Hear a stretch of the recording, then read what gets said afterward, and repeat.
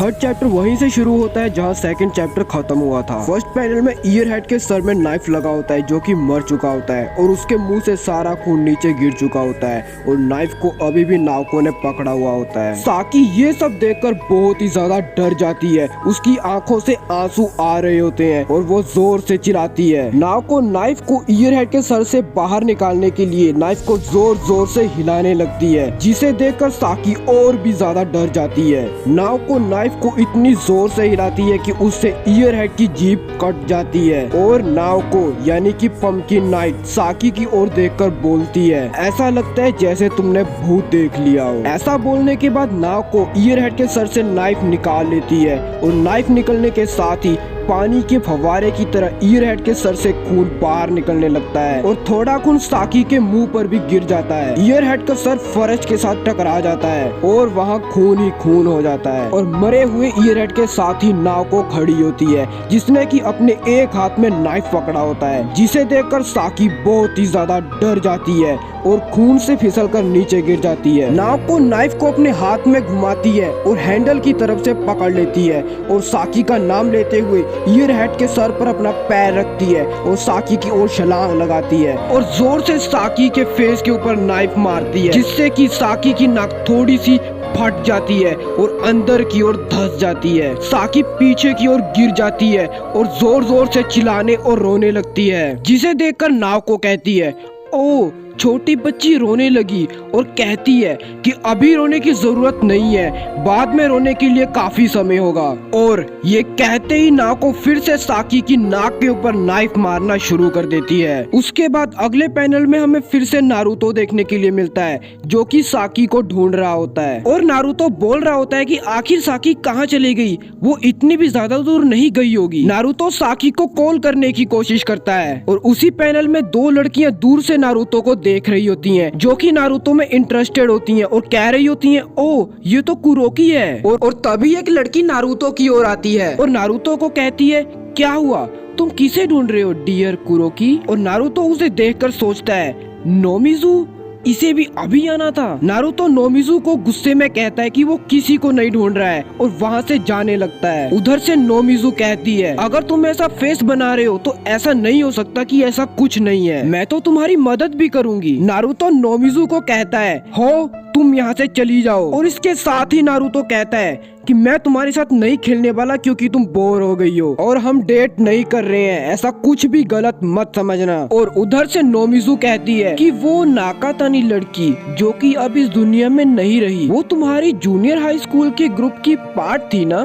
जिसे सुनकर Naruto surprised हो जाता है और कहता है कि तुम्हें इस बारे में कैसे पता? और नोमिज़ू कहती है, माय डियर, मुझे तुम्हारे सारे छोटे छोटे सीक्रेट्स पता हैं। जब से नाकातानी मरी है तुम बहुत ही ज्यादा अजीब बिहेव कर रहे थे और मैं क्यूरियस हूँ और भी जानने के लिए। और प्लीज इतना स्कैरी फेस मत बनाओ, मैं इस सब में तुम्हारी एलाई हूँ। काजुया नारुतो और नोमिज़ू को छुपकर देख रहा होता है और उनकी बातें सुन रहा होता है और सोच रहा होता है कि ये नारुतो क्या करना चाहता है, मुझे उम्मीद है ये मुझे नोटिस ना करे। और उसी समय कोई अलार्म बजा देता है, जिसे सुनकर काजुया, नारुतो, नोमिज़ू और पूरा स्कूल हैरान हो जाता है। सभी स्टूडेंट्स के बीच में हड़बड़ी मच जाती है।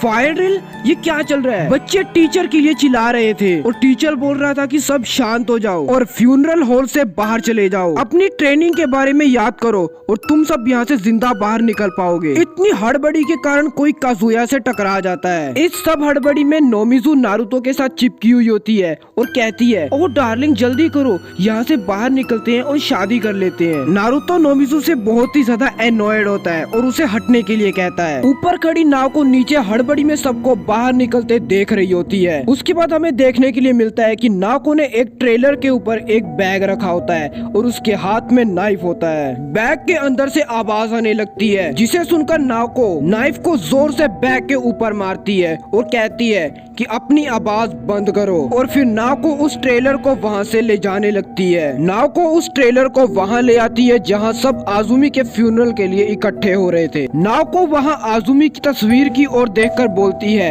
आचुमी फिक्र मत करो, तुम्हारा फ्रेंड भी बहुत ही जल्द तुम्हारे जैसा ही फेट सफर करेगा। अगले पैनल में काजुया टीचर को देख रहा होता है जो कि किसी को डांट रहा होता है। क्या तुम्हारा मतलब है कि किसी ने अलार्म को सिर्फ प्रैंक करने के लिए बजा दिया? और आगे से वो बोलता है हाँ, हमें कोई भी फायर कहीं भी नहीं मिली। उसके बाद काजुया ये सोचता है कि ये फ्यूनरल है और नारुतो की ओर देखता है जो कि नाजुमी को बोल रहा होता है कि मुझसे चिपकने की कोई जरूरत नहीं है, जहाँ नाजुमी बोल रही होती है माई वन एंड ओनली। उसके बाद फिर काजुया बच्चों की ओर देखता है जो कि बातें कर रहे होते हैं कि ये प्रैंक था, हाँ ऐसा लगता है। फिर काजुया सोचने लगता है कि साकी यहाँ नहीं है, ऐसा नहीं हो सकता कि साकी ने अलार्म बजाया हो। उधर से आराता आता है और काजुया को कहता है कि तुमने साकी को देखा? काजुया कहता है नहीं। और तुमने?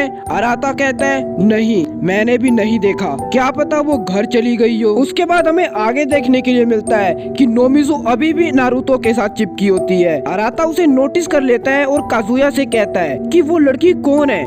पता नहीं, वो नारुतो का काफी देर से पीछा कर रही है। काजुया कहता है कि मुझे बस इतना ही पता है कि वो और आजुमी एक दूसरे के साथ बैंग या कुछ ऐसा ही कर रहे थे। जिसे सुनकर आराता हैरान हो जाता है और आराता कहता है what the hell man, sorry dude. Naruto की बुरी आदतें उसके लिए मुश्किलें खड़ी कर देती हैं। हे, ये कॉफिन का समय हो गया है, ये जा रहा है। उसके बाद हमें देखने के लिए मिलता है कि कुछ लोग आजुमी नाकातानी का कॉफिन बाहर लेकर आ रहे होते हैं और एक कार में डाल रहे होते हैं और वहाँ खड़े उसके फ्रेंड्स उसे देखकर रो रहे होते हैं और कार वहाँ से चली जाती है। नारुतो, काजुया और आराता भी वहाँ खड़े कार को जाते हुए देख रहे होते हैं। काजुया सुनता है कि दो लड़कियाँ आजुमी नाकातानी के बारे में बात कर रही होती हैं कि कॉफिन की लीड को बंद रखा गया था और उसकी बॉडी ट्रक के पिछले पहिए के साथ बहुत ही बुरे तरीके से कुचल गई थी और वो कोई फेस भी फेस करने लायक नहीं रही थी। कोई भी उसका फेस भी नहीं देख पाएगा, उसे जलाकर राख बना दिया जाएगा, यही सबसे ठीक है। काजुया उनकी बातों को सुनकर ऊपर आसमान की ओर देखने लगता है और वहाँ वो नोटिस करता है कि स्कूल की छत के ऊपर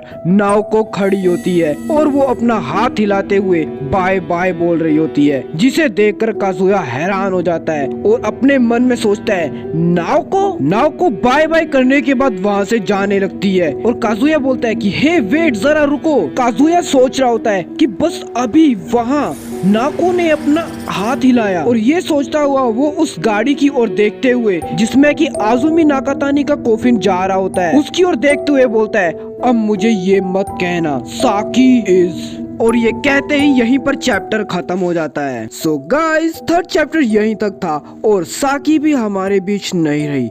लेकिन वेट, अभी तक काजुया, नारुतो और आराता को इसके बारे में कुछ नहीं पता, तो क्या फोर्थ चैप्टर में उन्हें ये पता चल जाएगा या फिर उससे पहले ही कोई और टपक जाएगा? नहीं, मतलब मैंने फोर्थ चैप्टर अभी तक नहीं पढ़ा है, लेकिन यार मैं जानने के लिए बड़ा क्यूरियस हूँ। आपको क्या लगता है मुझे नीचे कमेंट में जरूर बताना, और ये चैप्टर आपको कैसा लगा ये भी मुझे जरूर बताना। अगर आपको चैप्टर अच्छा लगा हो तो वीडियो को लाइक कर देना, चैनल को सब्सक्राइब कर देना और बेल नोटिफिकेशन को ऑन कर देना। मिलते हैं अगले चैप्टर में, तब तक के लिए टेक केयर।